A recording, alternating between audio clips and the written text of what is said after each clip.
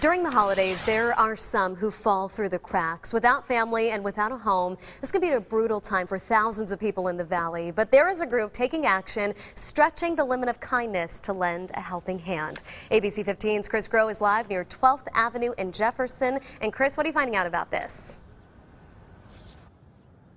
Yeah, Kim, well, sometimes it could be as simple as a hat or maybe a pair of socks, all stitched and crocheted, hung here on a fence just here off of 12th Avenue. And really, it's this simple gesture that's helped keeping a lot of people warm this Christmas. No matter what their story is or how they ended up down on their luck, the people on these streets could always use a helping hand. Yes, it's all right to get a pair of socks. Yes, sir. Take whatever you need. Yeah, whatever you want. Or in this case, hundreds of hands working for months to create the most basic of necessities. Items like socks, hats, coats, and scarves, stitched and crocheted, even some bathroom items for longer travels. Soap sacks. And then hung up high for anyone to take. With the onset of the winter weather, it directs the warmness of my head as well as my socks with my feet with socks. But altogether, from head to toe, I'm feeling pretty good. It's called a yarn bomb, and one look down these streets, you can understand why. Mary Morgan with the group Knitting It Forward says she was inspired by a similar group going out into the streets to pass out clothes to keep people warm. Now she's hoping that kindness will be contagious with the holidays fastly approaching. This is not made by just me. It's made by knitting groups in Phoenix. We get it from women as far away as Florida. Merry Christmas. So for those down on their luck or in need of a helping hand, just remember that just one act of kindness can inspire. And then after that, who knows? I'm learning a lot about self. That's key. If you understand yourself a little bit, and if you can cope with this, then you can conquer the world. And now on top of keeping a lot of these people warm, some of the people that we've talked to today have also remarked about how these bright colors seem to kind of bring a different aesthetics to the area around here and kind of lift their spirits at the moment. Kim, back to you. And we love seeing stories like this, people helping out other people. Chris, thank you. The awe moment involving a picture getting thousands of shares on Facebook. Yeah, Brian, the partially blind German Shepherd, the last dog waiting for a home after an adoption blitz this Thanksgiving weekend. But just in time for the holidays, Brian has found a home and his story continues. ABC 15's Chris Groh was there as Brian met his match. Every dog is different in its own way. Some are just a little more special than others. He gets spooked by things. He's very vocal. You know, he'll be out playing and doing his thing, and then suddenly he's running into things and conking his head. But you can't blame the dog for that. And what makes this guy, Brian, different isn't easy to see. I think he sees best, you know, some shapes and shadows, which makes him kind of an interesting adoption candidate. Brian is partially blind and may lose his vision altogether one day, so he needs extra care and can't be with other dogs. The Humane Society even tried to find him and 313 other animals a new home, but it was Brian, number 314, who got left behind. Oh my, he is beautiful. It wasn't too long of a wait, though, thanks to posts like this one and countless shares about hashtag 314. The calls and emails started pouring in until the perfect match was made. I'm Patty, and I'm here to see Brian. A lifetime German Shepherd owner, Patty Moore, saw Brian's story on the news and knew right away. It breaks my heart to think that a dog, you know, doesn't have a home, so. You want to take him? Sure. All right. So now Brian, the dog that's different in his own way, will have a special holiday with his new family. Reporting in Phoenix, Chris Groh, ABC 15. It was the deadliest wildfire in state history. 19 hotshots killed in the Yarnell Hill fire 3 years ago. And tomorrow, a state park opens in their honor. ABC 15's Raquel Cervantes taking you to the dedication ceremony. Loved ones walked the steps that were some of the last for the 19 fallen Granite Mountain hotshots. Andrew would be rolling his eyes at the same time as smiling. She's one of many who lost a hero on June 30th, 2013. It's just kind of unbelievable, really, still. Tuesday, families and friends of the 19 heroes gathered as Governor Doug Ducey dedicated the Granite Mountain Hotshots Memorial State Park in their honor. I think it's important that we honor that sacrifice. And the 7-mile round-trip hike to the memorial site isn't easy, a nod to the physical condition the hotshots had to be in for the dangers they faced. This is an incredible trail. It's one that was built for someone who loves fighters. I mean, it's strenuous. Along the trail, visitors will find plaques to get to know the names, the faces, and stories of each of the 19. That's what I love about the trail is it talks about the ecology, talks about what's going on, and then you get to know the guys intimately, and that's important. It all leads to where the hotshots drew their last breaths. 19 steel and stone markers surround the spot where the hotshots showed their ultimate bravery. Reporting in Yarnell, Raquel Cervantes, ABC 15 News.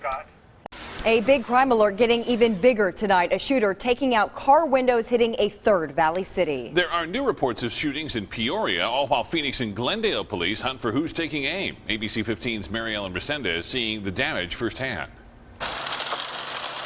What we've seen is a huge increase in temper cars, the ones that it sounds like he's shooting out. While 3 Valley police agencies hunt for a gunman, Safelite Auto Glass is seeing a flood of window repair calls. The 2 biggest Safelite warehouses in the country happen to be in Phoenix. So typically the parts that they need, we can get. Many of the calls with the same shot out or broken out rear windows that police are investigating. It looks like the impact was right there. Yes, sir. They got you right there for sure. This victim asked us not to identify him. His van was hit Monday, and just like the others, police told him it appeared to be a BB or pellet gun that was used. It was kind of a big inconvenience, because we got a lot of things to do this morning, and yesterday, I couldn't do it because of I didn't want to drive the van like that. This home surveillance video caught the shooter in the act in Glendale. The car, a late 90s four-door dark green Toyota with stock rims.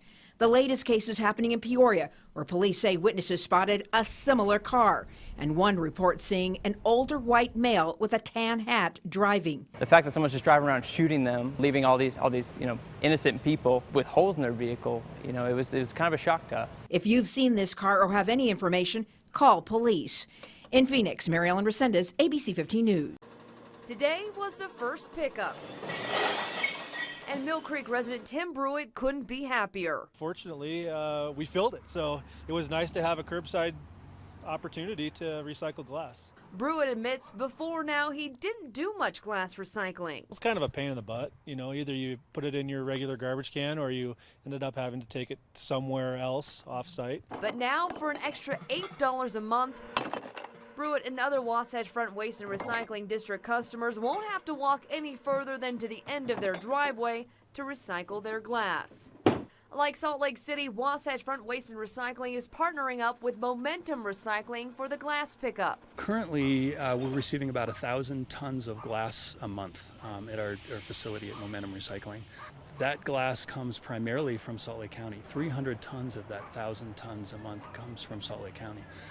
We anticipate that with this program we'll be able to increase that amount to 400 or 500 tons probably within the year, and so the impact will be massive when it comes to diverting recyclables away from the landfill. That's more than 3 million pounds a year that will be kept out of the landfill.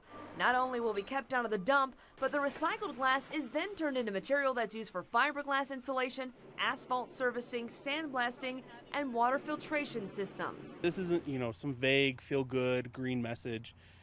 This is glass going to a locally owned Utah company that is then selling their commodity glass or, broken down glass to other locally owned Utah companies.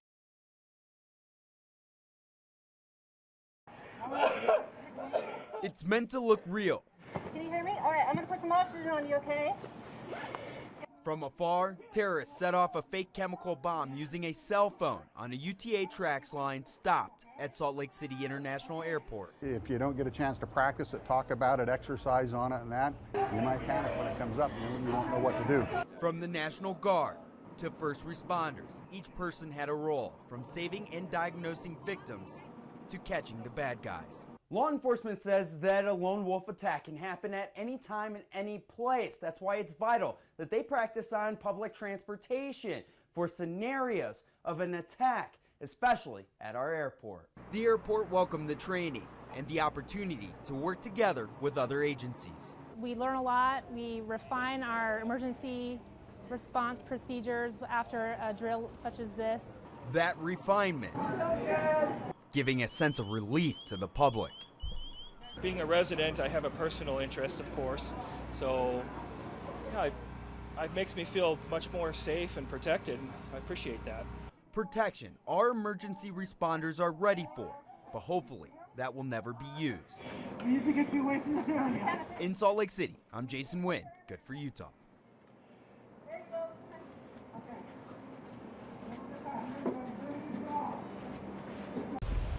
Yeah, Aaron, we're the closest news crew to the scene here, and you can see now, finally, no more flames shooting out from that tractor trailer. And I heard you guys asking maybe why there were so many hot spots and why that kept igniting. And I do see a couple flames still on the opposite side of where we are. And what they tell us is that this truck was hauling packaging materials. Initially, we were told it was hauling brake parts. Well, what we know now is that the driver of this truck believes that the brakes overheated, and that's where that miscommunication happened. But this truck was actually hauling packaging materials that had plastic as well as cardboard tubing, and the hot spots were coming from deep within what those packaging materials that this truck was carrying. Again, the driver was able to leave safely. He was able to pull over the side of the road when this initially started to happen, so no other cars were involved. I want you guys to take a look actually at the traffic backup, because we have another camera with photojournalist Nathan Furness up on the hill there, showing you the traffic that you can see coming on I-40 westbound. And yes, the two left lanes are open, but unfortunately, because of the magnitude of what's going on and how many crews have to be out here, we are still seeing significant delays. And as you guys come back down here, they just cleaned up. There was a Bobcat actually out here that was breaking into the truck to be able to release where those hot spots were coming from. That is what they have been waiting for through the majority of the morning. And now we are going to start to see the fire crews get in there, break this truck down. Again, make sure the hot spots are out before they are able to tow this truck away. Right next to me is the tow truck, so as soon as they're able to, they're going to get this out of here and hopefully reopen those lanes. But initially they had told me 2 hours. We're already about an hour into this. I expect several hours that this will still be blocked off in the right lanes. Reporting live, Kelly Urban, Fox 17 News.